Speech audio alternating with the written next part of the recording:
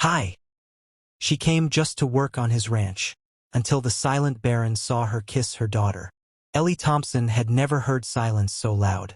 The wagon creaked to a halt at the edge of the Harper Ranch, the wheels sinking slightly into the dust-packed earth, and not a soul came to greet them.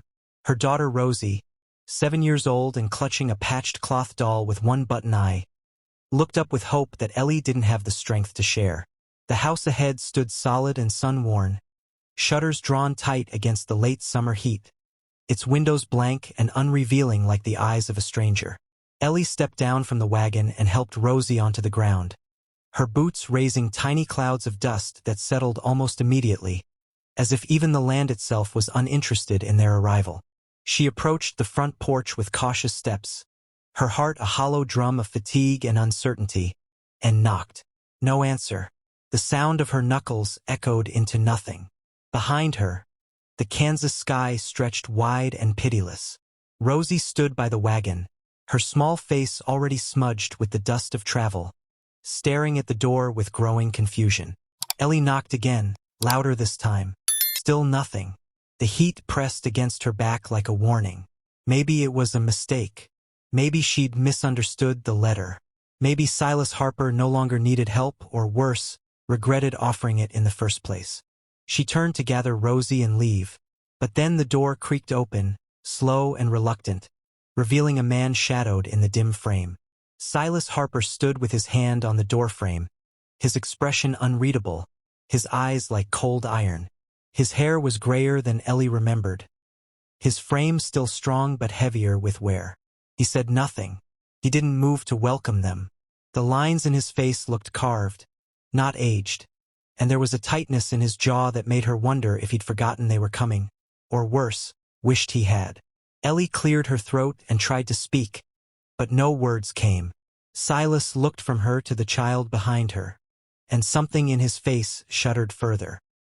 He gave a single, slow nod, not a greeting but a concession, then turned and disappeared back into the dark of the house, leaving the door open behind him like a task half finished. Ellie hesitated, her hand tightening around the strap of her satchel. She had nowhere else to go. No one else who had offered her even this. Still, as she stepped over the threshold with Rosie close behind her, she felt not relief, but the deep and unmistakable weight of being unwanted.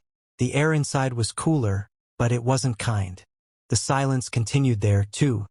Furniture draped in dust, the hearth cold, a single chair turned away from the window as if watching the world had grown tiresome. It wasn't just a house without life. It was a man's soul turned to wood and walls. Ellie stood still for a long moment, Rosie's hand in hers, waiting for some word, some direction. None came, only the sound of footsteps retreating down a hallway, and then the soft, final click of a door shutting somewhere out of sight. Rosie's small hand slipped from Ellie's grasp. Before Ellie could call her back, the girl marched straight up to the open door and stood on the threshold. Her little chin lifted, her voice clear in the heavy stillness. "Mister, my mama knows how to work," she called. Not a question, not a plea, just a child's truth, spoken like a banner raised against silence. Somewhere deeper in the house, footsteps halted. A beat passed, then another. Ellie's breath caught in her chest. She stepped forward, half to retrieve her daughter, half to apologize. But before she could speak, the sound of a chair scraping against the floor reached them. Then the figure of Silas Harper returned. Slower this time, eyes narrowed, not angry but calculating. His gaze settled on Rosie, then lifted to Ellie. "You cook?" he asked. Ellie nodded. "Clean too. So, I've worked livestock, harvested late into frost, and I know how to patch a roof before the wind gets in." Her voice was even, but there was no pride in it. Just fact, bare as bone. Silas looked at her another moment, then shifted aside. "Room's at the back. You'll keep the girl quiet. I get up early." And just like that, they were let in, not with kindness, not with welcome, but with the grudging tolerance a man might offer a stray dog too thin to chase off.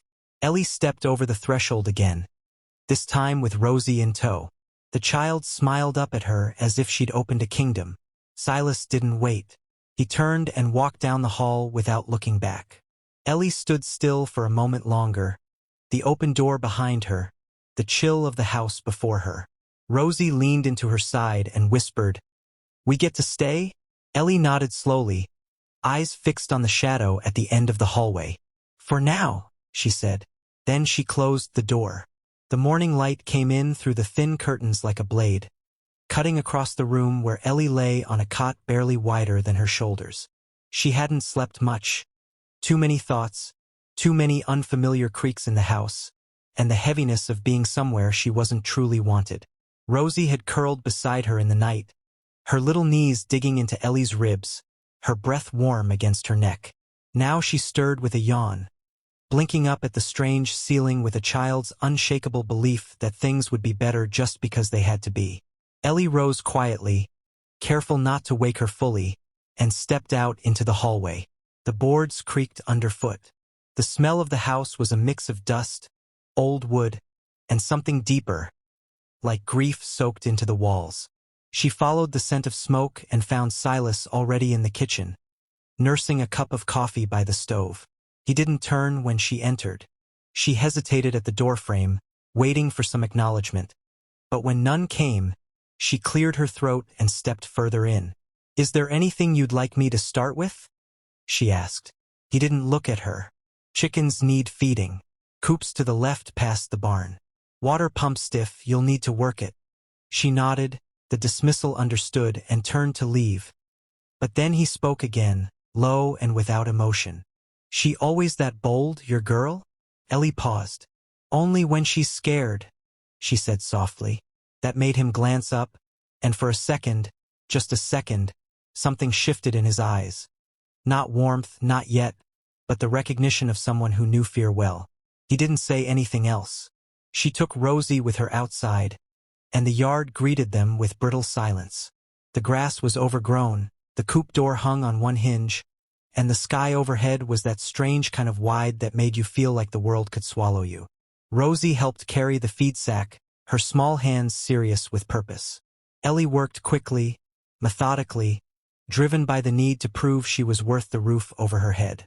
The chickens scattered at first, unaccustomed to movement, but hunger made them brave. Afterward, Ellie tried the pump. 10 hard pumps before the first gurgle, and then water came in bursts.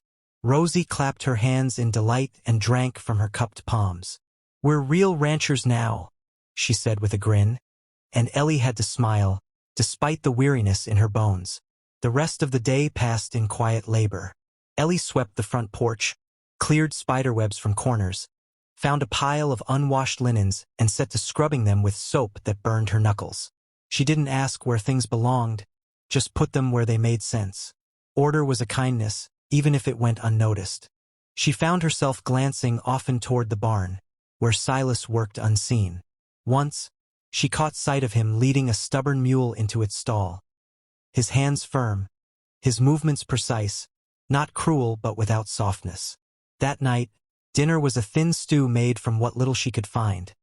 Potatoes, a single onion, and dry beans soaked all afternoon. She set 3 bowls on the table. Silas came in at dusk, boots tracking dirt, and paused when he saw the extra place. For a moment Ellie thought he might turn and leave again, but he sat without a word. Rosie said grace, simple and sweet, and for the first time, Ellie saw Silas's hands still mid-motion, as if caught off guard. He ate silently, finished before the rest of them, and stood to leave. At the door he stopped, looked back, and muttered, "You'll need to bring in firewood tomorrow. Weather's turning." Then he was gone. Rosie leaned over the table and whispered, "He's not mean, Mama, just lonely." Ellie reached across and brushed a crumb from her daughter's cheek, her heart tightening. "I know, baby," she said, "but sometimes lonely turns sharp." And in the hush that followed, Ellie wondered just how deep the wounds ran in the man whose roof now covered them, and whether time and kindness would ever be enough to reach them. The house did not welcome them, not even after days of labor. Its walls remained cold, its corners heavy with silence, and no matter how many times Ellie scrubbed the floors or lit the hearth, the air clung to shadows. Each morning began with tasks: hauling water, feeding the chickens, folding linens worn thin from years of neglect. But nothing ever seemed to finish, as if the house refused to be healed. Rosie tried to fill the silence with chatter, braiding wildflowers into curtain ties, drawing smiling faces in the dust. But even her small joy couldn't soften the edges of the place. Silas rarely spoke. He took his meals at the table but never lingered, and if Ellie passed him tools or handed him his coat, he accepted them like a man accepting stones, grudgingly, without thanks. Still, she worked. She mended the curtain in the kitchen window and was rewarded with morning light. She found a loose board in the barn and hammered it down. She planted a handful of seeds by the side of the house, though the soil was poor. Each act was quiet, persistent, almost prayerful. At night, when Rosie slept beside her with an arm flung across her chest, Ellie stared at the ceiling and listened to the wind move through the broken fence slats. This place, she thought, had once known warmth. There were marks on the wall where portraits used to hang, an abandoned cradle in the attic, shelves that seemed made for tiny shoes. But now it was hollow. Hollow like a man who had sealed every room in his heart and thrown away the key. And yet, each time Ellie lit the hearth, each time Rosie laughed in the yard, a small breath of warmth stirred in the dust. It wasn't much, but it was something. And sometimes something is all the world will give you. It was Rosie who found it, chasing a squirrel through the barn while Ellie was on her knees pulling weeds from the garden bed she'd stubbornly begun beside the porch. The child burst out of the barn, barefoot and breathless, holding something in both hands like a prize. "Mama, look!" she cried, and Ellie stood quickly, wiping dirt from her palms on her apron. In Rosie's small hands was a wooden toy worn smooth with use, painted in faded reds and blues, a top with a tiny string still tied through its center. Ellie reached out to touch it gently, but before she could speak, a sharp voice cut across the yard. "Give me that." Silas stood just beyond the barn doors, his face dark, his steps fast and unyielding. Rosie froze, eyes wide. He came forward and snatched the toy from her hands, not cruelly, but with urgency, as though he were saving it from something terrible. "Where did you find this?" he demanded. Rosie pointed toward the haystack near the old workbench. "It was just there," she whispered. For a long moment Silas said nothing. His shoulders rose and fell with shallow breath, and he stared at the toy like it was something burning in his hands. Then he turned and walked back into the barn without another word, the toy clutched tightly against his chest. Ellie followed. Inside the barn, the light came through in golden shafts, catching motes of dust in the still air. Silas stood by the back wall, his head bowed. "I didn't mean to upset you," Ellie said softly. She didn't know. His voice, when it came, was low. "He used to play with it right here," he said. "My boy, Samuel." He looked up at her then, his eyes not cold for once, but raw. "He was 7. The fire started in the kitchen. My wife tried to get to him. Neither of them made it out." Ellie felt the breath go out of her. She looked at the top in his hand, at the tenderness with which he now held it, and saw it for what it was. Not just a toy, but the last thread tying him to a world he couldn't bear to remember and couldn't allow himself to forget. "I come in here sometimes," he continued. "I try to picture his laugh, the way he used to run from me, thinking I couldn't catch him." His voice broke then, just a little. "But it's getting harder." He turned the top over in his palm. "I'm afraid I'll forget his face." Ellie stepped closer, not speaking, not touching him, just standing near enough that he didn't have to carry the memory alone. The silence that filled the barn now was different. Not cold, not empty, but deep and heavy, like the earth taking something into itself and promising not to lose it. Silas looked at the top once more, then walked to a small shelf near the workbench and set it down, carefully, like setting a headstone. He didn't look at her again as he walked out, but he didn't close the door behind him either. And in that small gesture, Ellie felt something shift. Not enough to call it welcome, but enough to call it a beginning. The storm came fast, rolling across the prairie in a black wall that swallowed the sun and bent the trees to its will. Ellie had seen storms before, back in Missouri when thunder could shake the glass from the windows, but nothing like this, nothing so wide and wild and cruel. The air turned sharp, like the breath before a scream, and the animals sensed it first. The chickens scattered, squawking into corners, and the horses in the paddock began to buck and rear against their ropes. Ellie was out near the barn with Rosie when the first cold gust hit, snapping the hem of her dress like a whip. She scooped her daughter up and ran toward the house, but halfway there she stopped, heart hammering. The barn. The door was unlatched, swinging wild on its hinges, and inside hay, tools, nails, and the mule with its frightened eyes. One bolt of lightning and it would all go up. Silas wasn't there. He'd ridden out that morning to check the fence line on the north end, and there was no telling when he'd be back. The wind rose to a howl and Ellie made her choice. "Get inside, Rosie," she said, setting the child down near the porch steps. "Stay away from the windows. Don't move until I come back."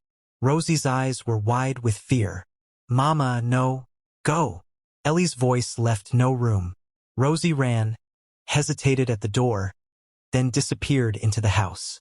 Ellie turned back to the barn and sprinted.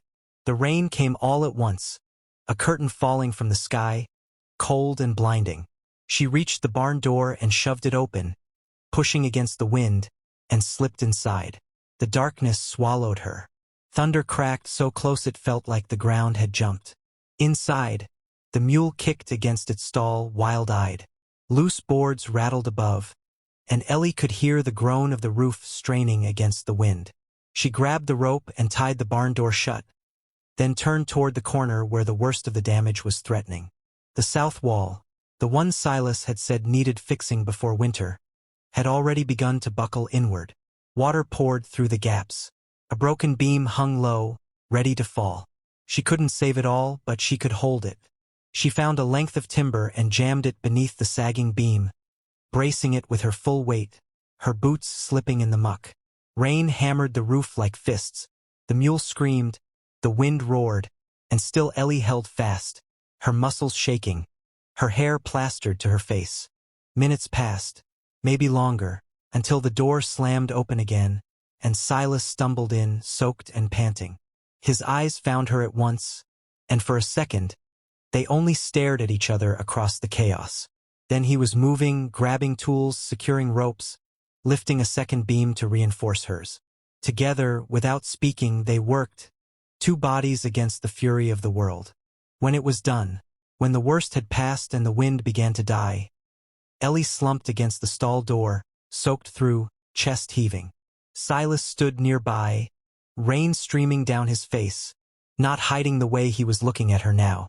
Not like a burden, not like a stranger, but like a woman who had saved his animals, his barn, and maybe something more than that. He stepped toward her slowly, his voice rough. "You didn't have to do that." Ellie looked up at him, exhausted and trembling. "Yes, I did," she said. "It's not just your home anymore." He didn't reply, didn't have to. The silence between them was no longer empty. It was full of something waiting to be named. Outside, the rain softened to a whisper, and the prairie breathed again. The land began to thaw in spring, but the peace that came with warmer days was short-lived. It started with a rider, dust on the horizon, then a man in a fine coat with ink-stained fingers and a smile too polished to be honest. He introduced himself as Mr. Delancey, a representative of a land consortium out of Chicago, come to discuss opportunities. Silas listened with arms crossed as the man spoke of progress, railroads, and profit. "We've acquired deeds up and down this valley," Delancey said, producing a crisp document. "Your father borrowed against this land 30 years ago. That debt's been bought, and we're here to collect or to settle."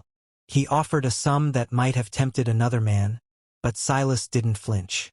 "It's paid," he said flatly. "No one ever came to claim it." Delancey smiled wider. "That's the trouble with time. It buries the law in dust, but the law still breathes. We'll be back in a week. I suggest you think it over." Then he tipped his hat to Ellie with an oily charm and rode off, his boots too clean for Kansas dirt. That evening, Silas sat at the table long after the plates were cleared. The old debt contract spread before him like a snake in the grass. "I thought it was gone," he said. Settled after my pa died. Ellie leaned against the doorway, arms folded. You want to fight it? I want to know what's right. And I want them off my land. His voice was quiet, but something simmered beneath it. Something she hadn't heard before. Fear, maybe. Not for himself, but for the ground beneath his feet. For the memory of a boy running barefoot through fields that someone now claimed with ink and paper. Rosie sat on the floor nearby, stitching buttons into her rag doll, unaware of the storm brewing. The next few days passed in tense quiet. Silas checked the fence lines twice a day, scanned the horizon each morning. Ellie watched him grow more silent, more withdrawn. Then, at dusk on the 7th day, 3 riders came. Not Delancey this time. Men with rifles. No letters. No negotiations. They waited by the gate, boots resting in stirrups, watching the house like buzzards watching a dying animal. Silas went out alone. Ellie stood by the window, Rosie clutching her hand, and watched them speak. She couldn't hear the words, but she saw one of the men spit at Silas's boots. Another tapped the butt of his rifle against his leg. When Silas turned and walked back toward the house, his face was pale with fury. They'll come again, he said. With more. He didn't say what he'd decided. He didn't have to. The next morning, he dug the shotgun from behind the stove. Ellie said nothing as he cleaned it, but in her heart she knew. This wasn't just about land. This was about a man learning that what he had left in the world, his home, his sorrow, his fragile beginning of something new, could be taken. And it was a truth he would not allow. Not now. Not again. The morning after the men came, the ranch woke to a strange calm, as if the prairie itself was holding its breath. Ellie rose before the sun, drawn by the quiet hum of tension in the air. She found Silas already outside, hammering a loose rail back into place along the north fence. He didn't speak when she approached, just handed her a pair of worn leather gloves and kept working. She slipped them on without question, knelt beside him, and held the beam steady while he drove the nail in deep. That was how it began. Not with a conversation, but with shared labor, the kind that passed between people when words felt too fragile. All day they worked together, patching gaps in the barn roof, securing hinges, stacking firewood like soldiers preparing for siege. Rosie helped where she could, carrying nails in her apron and sweeping dirt from the porch with a broom twice her height. At midday, Ellie cooked cornbread and beans, and Silas ate beside her on the steps, his hat in his lap, his eyes scanning the horizon. He passed her the canteen without a word. She drank and passed it back. Later, while mending a section of wire that had sagged under the winter snow, Ellie sliced her palm on a rusted barb. She hissed through her teeth, trying to hide the pain, but Silas saw. He took her hand gently, pulled a clean cloth from his saddlebag, and wrapped it tight. Should have worn the thicker gloves, he murmured. His touch was careful, almost reverent, as if he were afraid she might break. I'll be fine, she said, trying to brush it off, but he didn't let go until the bleeding stopped. That night, the house felt different. Not warm, not yet, but softened, like frost beginning to melt from the edge of glass. Silas sat at the table after supper, his shoulders stiff from the day's work. Ellie came behind him, silent, and touched the bruise she saw rising just beneath the collar of his shirt. Hold still, she said. He didn't argue. She mixed salve from the tin in the pantry, smoothed it over the tender skin, and in that moment something shifted again. Not spoken, but felt. A kind of trust, born not from kindness but from shared survival. They were no longer strangers under the same roof. They were becoming something else. Something forged in silence and sweat, something that didn't need to be named. Over the next days, the rhythm continued. Side by side, they worked the land, fixed what was broken, tended what had been neglected. Ellie found a half-empty jar of wildflower seeds and scattered them along the fence posts. Silas didn't comment, but she saw him pause beside them one morning, fingertips grazing the soil. One evening, he brought her an old pair of riding gloves, patched but clean. Yours are falling apart, he said. She turned them over in her hands. Thank you, she whispered, and he nodded once. That same night, She found him on the porch, nursing a cup of coffee and staring into the distance. She sat beside him, close enough that their shoulders nearly touched. "You think they'll come soon?" she asked. He didn't answer right away. "They don't have to rush. They think time will scare me." She looked at his profile, the lines etched deep into his face. "Does it?" He was quiet for a moment. Then, "Not anymore." A breeze stirred the silence between them. In the distance, a lone coyote called out, and from inside, Rosie's laughter rang as she chased her doll across the floor. Silas turned slightly, just enough to see the light spilling from the window. "She's a good girl," he said. Ellie smiled. "She's stronger than she looks." "Like her mother," he said. And then he stood, the screen door creaking behind him as he went inside. Ellie remained on the porch, her chest tight with something she couldn't name. She hadn't come to this place for comfort. She'd come because there was nowhere else. But in the work, in the long silences, in the unexpected gestures. A salved bruise, a pair of gloves, a word spoken not from duty but from care. Something was growing. Not fast, not loud, but steady, like roots beneath a field that had been fallow for too many seasons. Ellie stood at the basin scrubbing Rosie's dress when she heard the door shut harder than usual and the heavy tread of Silas's boots across the porch boards. Something in the way he moved made her look up, but he didn't speak. He didn't meet her eyes. He walked straight past her into the barn without a word. That night, he barely touched his food, and when Rosie chirped about the wildflowers blooming by the fence, Silas only nodded once before pushing back from the table. "Long day," he muttered, and disappeared down the hall. Ellie sat still for a long while after Rosie had gone to bed, her hands resting in her lap, a hollow blooming in her chest. She'd thought something was changing, slow and fragile, but real. Now it felt like a door had slammed shut, and she was too tired to knock again. The next morning she found her saddle and belongings packed neatly by the door. A coin purse rested on top. Her breath caught in her throat. Silas came in from the barn, saw her standing there, and stopped short. "You said you needed time," Ellie said, voice low. "I gave it. You said nothing, but I stayed. I worked. I kept your home warm. But I won't beg to be seen." Silas didn't speak, didn't move, and something in Ellie broke. "You don't want me," she said. "You just wanted help. A body to do the chores. I'm not a tenant, Silas. I'm a woman who deserved a choice."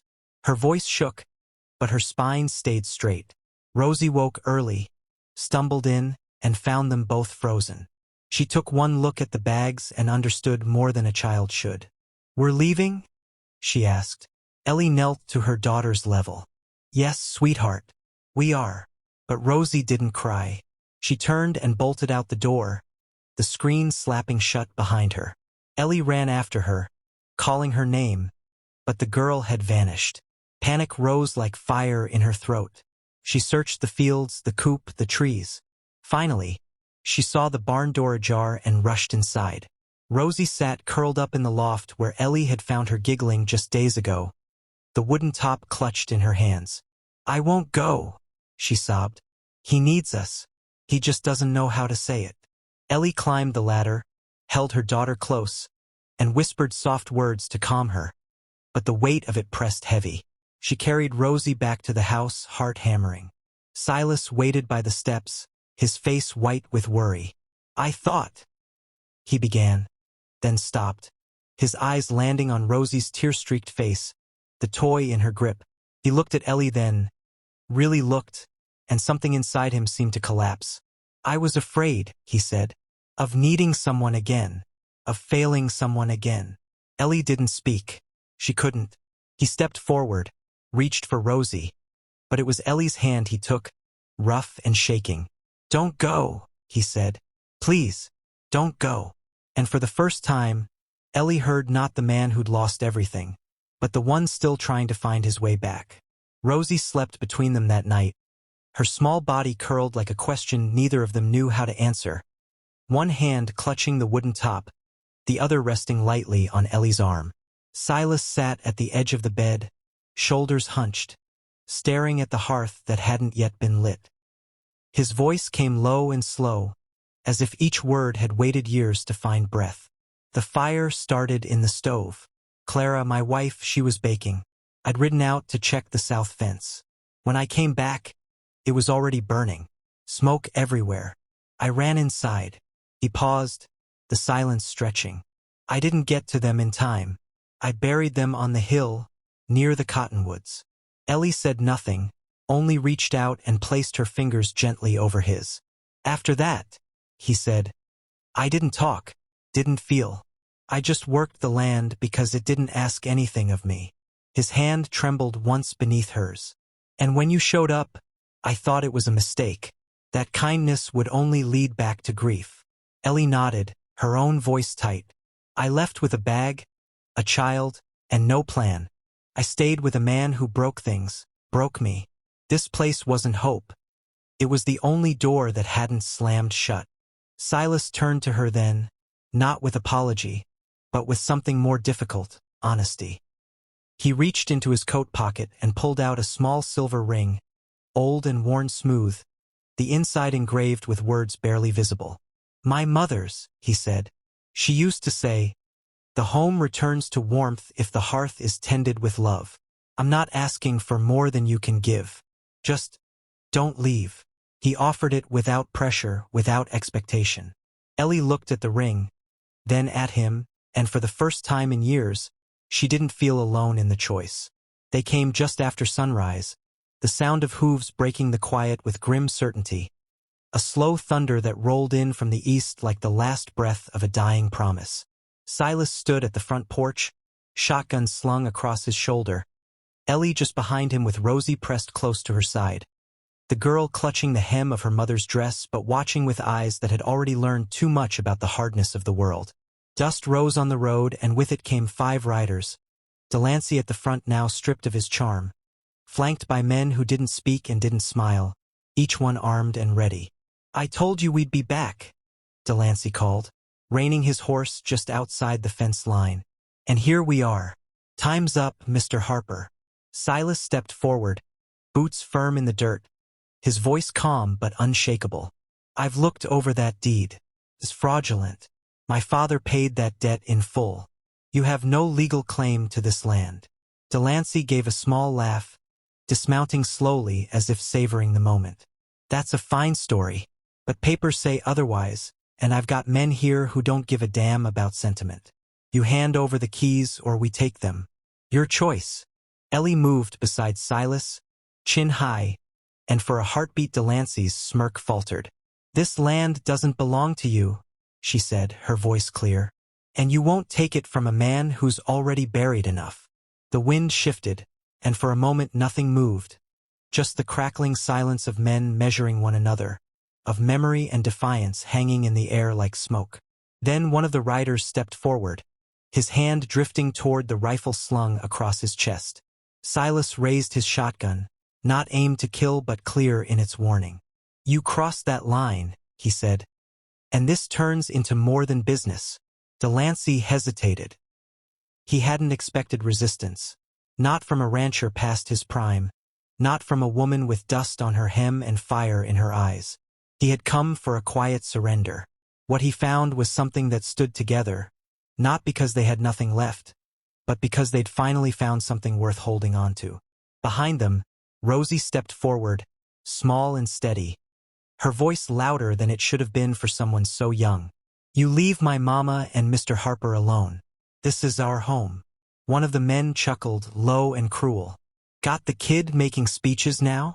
Delancey raised his hand to silence him, his eyes never leaving Silas. You're making this harder than it needs to be.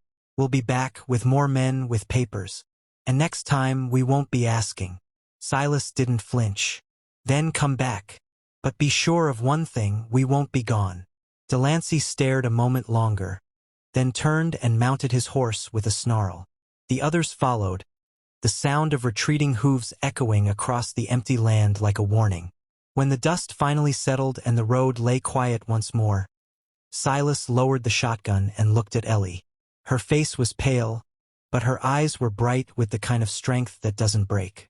Rosie took her hand and whispered, Did we win? Ellie bent to kiss her forehead. We stood. Sometimes that's enough. Inside the house, the hearth was still burning from the morning fire, casting long golden light across the floor. On the wall above the mantel, Rosie's drawing hung crooked but proud. 3 figures beside a fire, a house behind them, the sky wide and soft. Ellie knelt by the oven and began to knead dough for the bread, her hands moving steady, familiar, full of purpose. Silas sat by the window, mending a broken hinge, quiet in his work but near enough that their shoulders could have touched. Rosie played in the yard, her laughter rising like birdsong through the open window. There was no celebration, no grand triumph, but there was something better. The echo of peace earned the hard way, the kind that comes not with victory, but with the choice to remain, to protect, to love. And in that quiet, the house breathed fully for the first time in years, its walls no longer hollow, its rooms no longer waiting. The storm had come and passed. What remained was not just a home, but a family. Bye-bye.